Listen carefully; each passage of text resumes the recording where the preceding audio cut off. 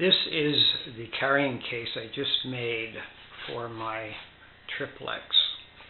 Triplex is very long and heavy, so it had to be a very strong case.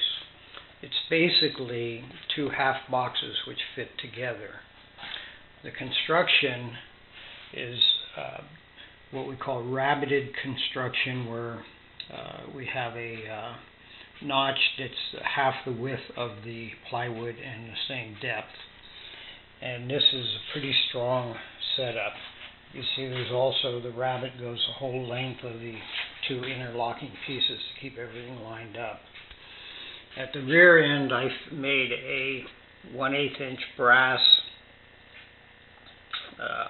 holder which will slip into the coupler on the rear of the Triplex. In the middle here I have a screw which will bolt into the link between the front of the locomotive and the tender. This also is made with a recess in the back so that when it goes in it fits flush and the case can be set on the table or whatever. And then going toward the front of this lower part of the case, on the top half of the carrying case, the front just slips over the bottom, and you can see there is a rabbeted line which is rounded at the top so that it slips easily over the bottom. The handholds are on both the top and the bottom, and they're offset for right and left hand. I didn't make them at the end where usually the handles are because this thing is so long it would be too hard to carry that way. So I'm going to stop this now and then I'll put the top on.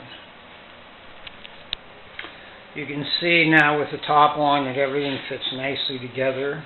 The overlapping part on the front is nice and smooth, and we have on the back or on both sides we have handholds for either picking it up by the top or picking it up by the bottom. Okay, here we have the engine loaded on the case, and I'm going to go ahead and secure it by removing this pin, sliding it back. Whoops.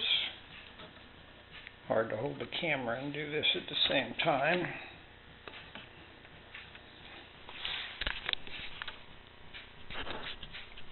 Line it up here.